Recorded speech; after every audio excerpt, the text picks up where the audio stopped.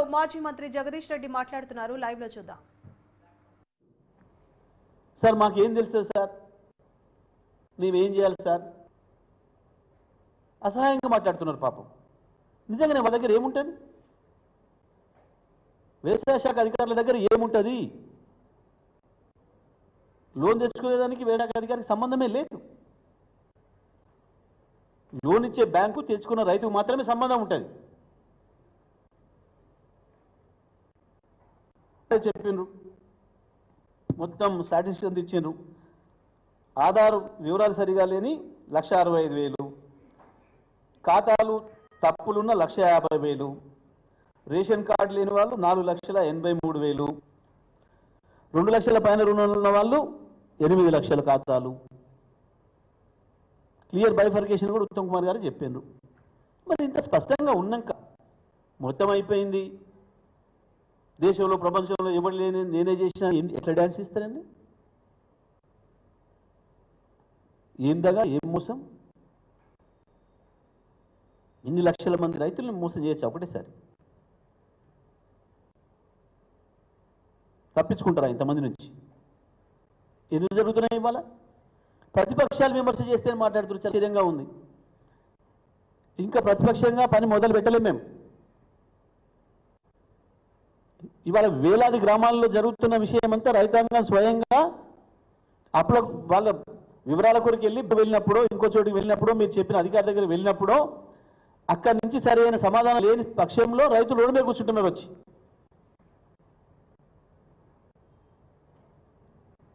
ప్రధాన ప్రతిపక్షంగా ఇక్కడి నుంచి మాత్రమే డిమాండ్ చేస్తా ఉన్నాం ఇప్పటి వరకు. మేమేం రైతుల దగ్గర పోయి ఆర్గనైజ్ చేయలే.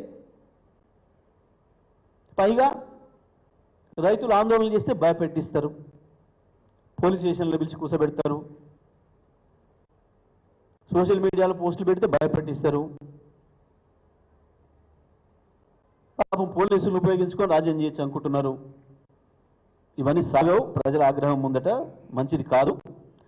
ఇంకొకటి ఏం మాట్లాడతారండి, 2 లక్షల రుణం పైన ఉన్న రైతులు మీరు మిగతాయి కడితే మేము వేస్తాం. ఎంత ద్రోహం, ఎంత మోసం! నువ్వు వేసే 2 లక్షలు వేయి, ఆ రైతు ఆ బ్యాంక్ తీసుకుంటారు మిగతాది.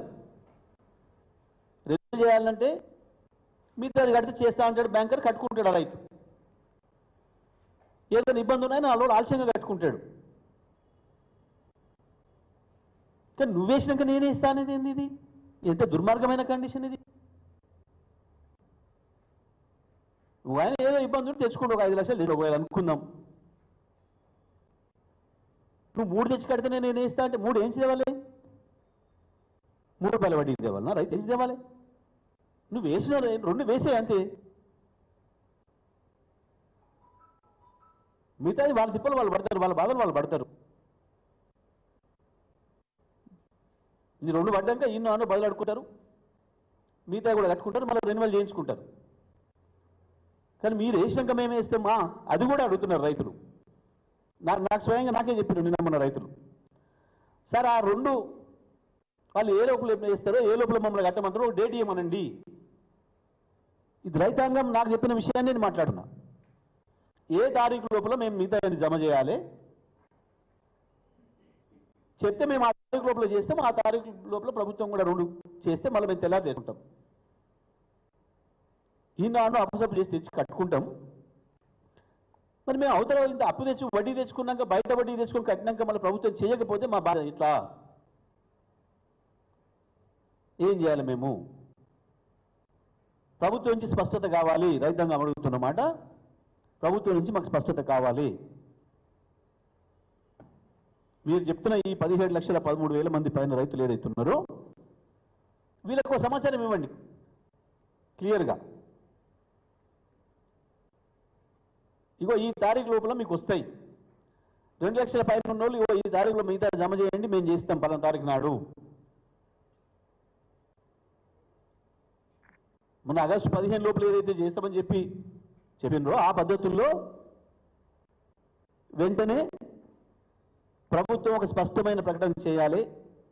ఏ తేదీ లోపల వీళ్ళందరికీ మాఫీ చేస్తారో 2 లక్షల పైన రుణం ఉన్న వాళ్ళను ఏ తారీఖు లోపల మిగతా అన్ని కూడా బ్యాంకులో జమ చేయమని చెప్తున్నారో ప్రభుత్వం నుంచి స్పష్టత కావాలి.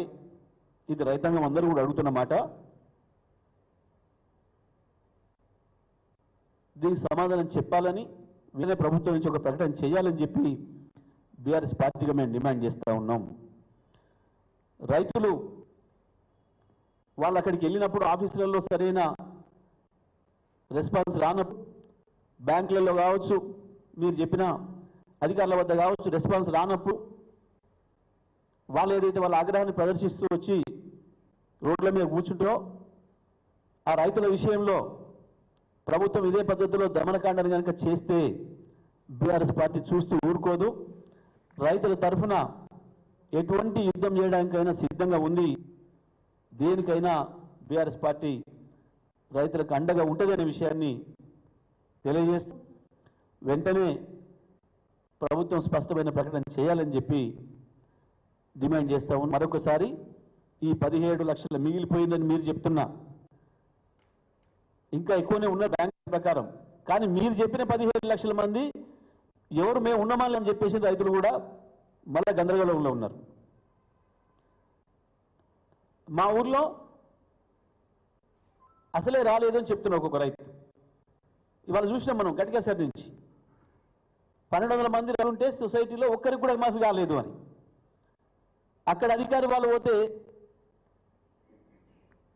అసలు ఇంకా మొదలు పెట్టలేదు సొసైటీలు అని చెప్పిండట. చాలా ఆశ్చర్యంగా ఉంది. చాలా సొసైటీలలో మేము వెళ్ళి అడిగిన చోట, సార్ మా సొసైటీలో 2000 ఉంటే 300 మందికి అయింది, 400 మందికి అయింది అని చెప్తున్నారు. మా గ్రామంలో 700 ఖాతాలు ఉంటే ఇప్పటి వరకు 150 మందికి అయింది అని చెప్తున్నారు.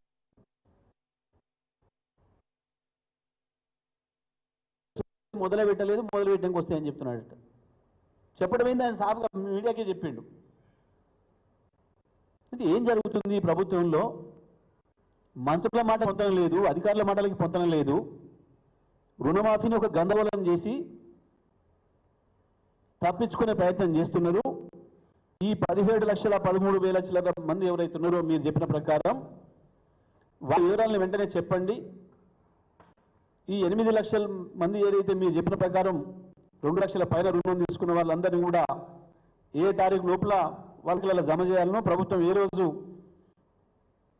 తను ఇవ్వాల్సిన 2 లక్షలు జమ చేస్తుందో రైతాంగానికి స్పష్టతనివ్వండి. రైతాంగం వాళ్ళ వ్యవసాయం పని వదిలిపెట్టుకొని బ్యాంకుల చుట్టూ, సొసైటీల చుట్టూ, ఇతర అధికారుల చుట్టూ తిరిగి అక్కర లేకుండా ప్రభుత్వమే చర్య తీసుకోవాలని చెప్పి బాధ్యత మీ పైన ఉంది. డేట్ చెప్పాల్సిన బాధ్యత మీ పైన ఉంది. వెంటనే అది చేయాలని చెప్పి డిమాండ్ చేస్తా ఉన్నాం.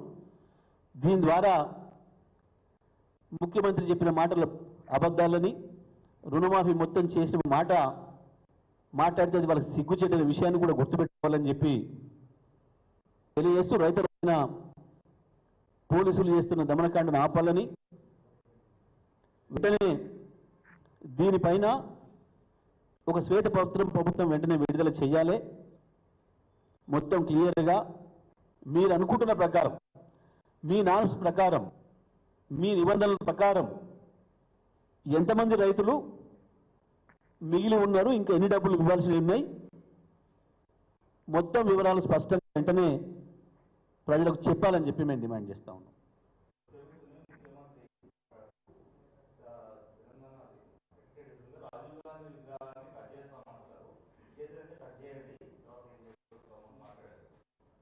తప్పకుండా చేస్తాం. చేయకుండా ఎట్లుంటాం?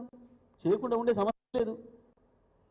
ఎట్టి పరిస్థితుల్లో కూడా మా ప్రభుత్వం వచ్చిన తర్వాత ఎట్టి పరిస్థితులు దాన్ని అక్కడ ఉంచాం, తీస్తాం.